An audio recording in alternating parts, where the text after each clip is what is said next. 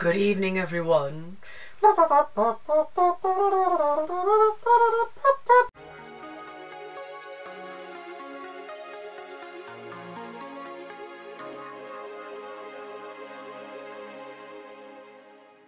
Hello everyone, you are watching Ballerina Badass. My name is Georgia Reed, and today I wanted to read some fan mail. It's actually, most of it is YouTube comments, but there was a really great email I got from someone who watches the channel, and I just wanted to share some of these with you guys because A, I really appreciate all of the comments that I'm getting, even the angry comments, which I haven't gotten those in a while. The last time I got a lot of angry comments was on the Red Sparrow review that I did.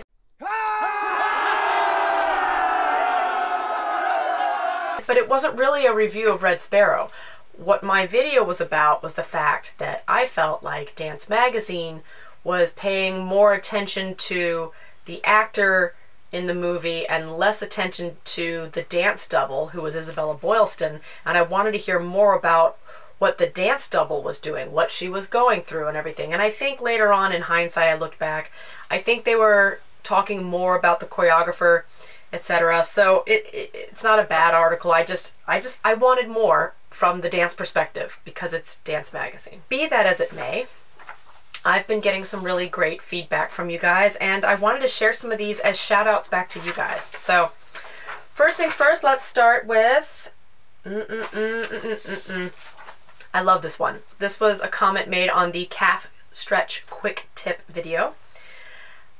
This person says, I usually don't comment, but me finding your video was random while searching calf stretching, and a ballerina providing great info to a mechanic with Achilles tendon / lower back problems is pretty unique.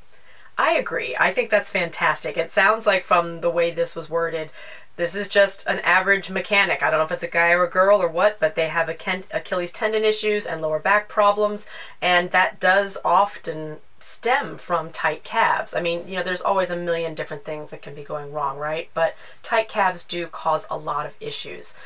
So I'm so glad that that video helped you, that person. Okay, this is from Larissa Swayze. God, if I say your names wrong, I'm so sorry. So this was on day 2 of my 60-day challenge stretch vlog. So she says, watching this while working on my splits. Have never been able to get flat since having my second daughter, but god dang it, I'm gonna keep trying. So happy you're uploading again. Yes, thank you. So I love this because this is a mom. You know, I get the feeling like sometimes people think, oh, once you have children, your life's over. And that's so not true. In many ways, your life just begins. And by the way, 2 daughters and still working on splits. I think that is badass. So Larissa, badass. This one is from Juliette Dupree. This was on the live stream V-Day Ballet Bar video that I shot. She says, no matter what your age, weight, etc., your technique carries on and puts many of the virtual classes to shame. To be honest, I'm so grossed out by most of them, I fear for today's students. Really cool that you talk about your struggles in your intro vid too. So thank you, Juliet. I appreciate that you're getting something out of my talking about what goes on for me honestly as much as I can without just depressing everyone. But I do appreciate that you got something out of my class. It's interesting. I haven't taken a ton of the virtual classes from other teachers, but just in life, having taken thousands and thousands of ballet classes from all different types of teachers, and having worked with different choreographers and directors, not so much choreographers, but even ballet directors, just because you're a good dancer doesn't mean you're a good teacher. You know, it doesn't always translate. So I know there is that saying, those who can't do, teach. But if you look at that from a positive perspective, the thing is, if it doesn't come naturally to you and you have to work to get your extension or work to get your technique, work to get your turns, that takes a lot of understanding of technique and how the body works and thinking about it and figuring it out. And that is what makes for a good teacher, because then you'll be able to more easily explain to the student how to do it. And if it's just, I just do it, I just do 10 turns, I don't know. Those people, and I've taken classes with them, they're super frustrating. Everyone, you can look at it in a positive way and go, wow, they can do it, so can I, and just feel inspired to go for it. But when you're looking for the mechanics, a lot of times those teachers and directors fall short. So, great comment. Okay, this comment is huge. I got this comment a month ago from Devin Carney. Now, if you don't know who Devin Carney is, he is the artistic director of the Kansas City Ballet Company, and when I worked with him, it was at Boston Ballet Summer Dance Program. He was the director of the summer program. So he chose me to be the lead in one of his pieces that he presented at the end of the summer dance program one year, and he was always really encouraging and very supportive. So I'm just thrilled. But he commented on my DIY ballet bar video and said, "Georgia, so great to see you and giving such practical advice. During this difficult COVID-19 time, I am sure that many dancers from student to professional will refer to your informative instruction video. You can only do so much holding onto a dining room chair or your kitchen counter. This is an extremely affordable alternative to the $200 to $500 portable bars that you can find online to order. Well done. Cheers to you." I was so thrilled. I was so thrilled. I immediately wrote him back and was like, "Oh my gosh, I want you to come and interview on my channel." He did not respond. So Devin Carney, if you see this video, a big thank you to you. I really appreciate you taking the time to comment. Very cool. Okay, I love this one. This one was on my live stream basic ballet class. "Hi Georgia, I just wanted to say thank you for sharing your perspective on life and dance.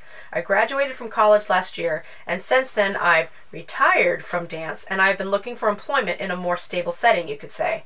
I danced my whole life, and I guess I loved it. When your mom puts you in dance class and you keep going until you're 18, and then in college, what group do you join? Ah yes, dance of course. Until I found myself being pressured to dance and forcing myself to dance, and I wondered, why am I even doing this anymore? And like in a relationship, part of me still wants to hold on, part of me stretches regularly just in case I ever need to be ready. But in this unknown period of searching for employment, not having dance to fall back on, feeling like you haven't reached the point of achieving anything, it's so incredibly hard to stay hopeful. Hearing you speak is healing, to remind myself that we all go through things and we're all just trying to do the best we can. Thank you." This comment really touched me. It's really straightforward and honest and vulnerable, and I appreciated that this is a dancer who's venturing forth to look at what life could be like outside of the world of just dance, just ballet. And boy, anyone who's watching this who is a ballet dancer or who has whatever, you understand how insular it can be. Insular. It's consuming. It can be very consuming. It's not something, you can do it as a hobby, but I feel like most people who do, I don't know anyone who does it as a hobby as a child. It's like you go for it, and then I guess, I don't know. I don't know. Maybe there are. If there's anyone out here watching this who is like anywhere from the age of 10 to 20 and you're just doing it as a hobby, I'd love to hear your perspective, because for me, from what I observed and myself, I went into ballet knowing that I was going to give up everything else. And I made that conscientious decision. I'm like, I'm not going to horseback ride anymore. I'm not going to do band. I'm not going to do choir. I'm not going to do sports. I'm not going to do theater or singing. All these other things I was doing as extracurriculars at school, they all fell away pretty quickly. I tried to do a few of them for a while. I remember trying to do basketball and sports and trying to keep doing band a little bit, but I finally had to give everything up just for ballet. And sometimes I regret that. I do. Sometimes, but on the other hand, it's what I wanted at the time. And I was doing the best I could with what I knew at the time. And what I knew at the time was that I felt I needed to sacrifice everything to give it a shot. So I really love this. I love the line, "and like a relationship, part of me still wants to hold on." It's so true. It really is like the ultimate relationship. Is it codependent? Is it unhealthy? I don't know. Sometimes it feels like it is, but I want to give this person a lot of credit for being willing to try different things, to find stability in your life, whatever it is. And I want you to know, all of you out there, that dance will always be there for you in one way or the other. Great comment. Thank you.